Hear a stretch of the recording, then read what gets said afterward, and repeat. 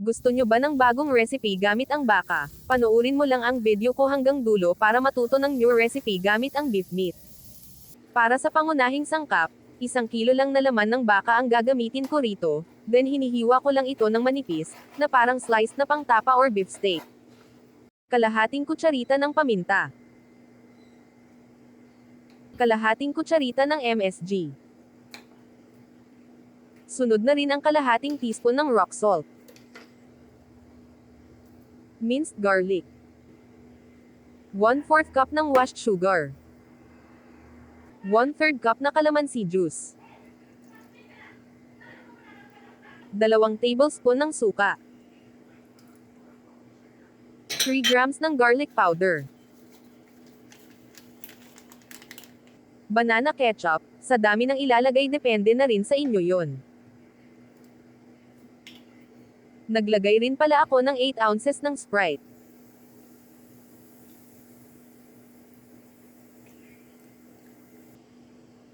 Sunod ay toyo 2 tablespoon. Ang Sprite ay ginagamit sa pag-marinate ng karne bilang pampalambot, pangdagdag lasa, at pampabilis ng engravings ng marinade. Ang tamis at asim nito ay nagbibigay ng balanced flavor at natural na aroma sa karne. Marinate lang ito overnight sa refrigerator. Matapos ang overnight na pagmamarinate, maaari na itong tuhugin gamit ang barbecue stick. Gawin lang ito sa lahat ng batches at huwag itapon ang marinated sauce dahil ito ang magiging pampahid natin sa barbecue habang niluluto natin ito sa uling.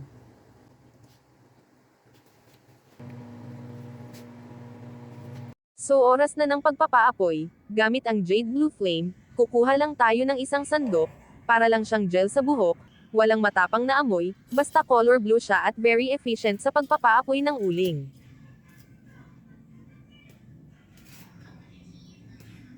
Dahil sa okay na ang ating uling, maaari nang ihawin ang beef na barbecue, lutuin lamang ang isang side sa loob ng 3 hanggang 5 minutes, at yung marinated sauce kanina ang pang-glaze natin upang lalo pa itong sumarap. Kapag okay na or luto na ang other side, pwede na itong flip para lutuin din ang other side nito.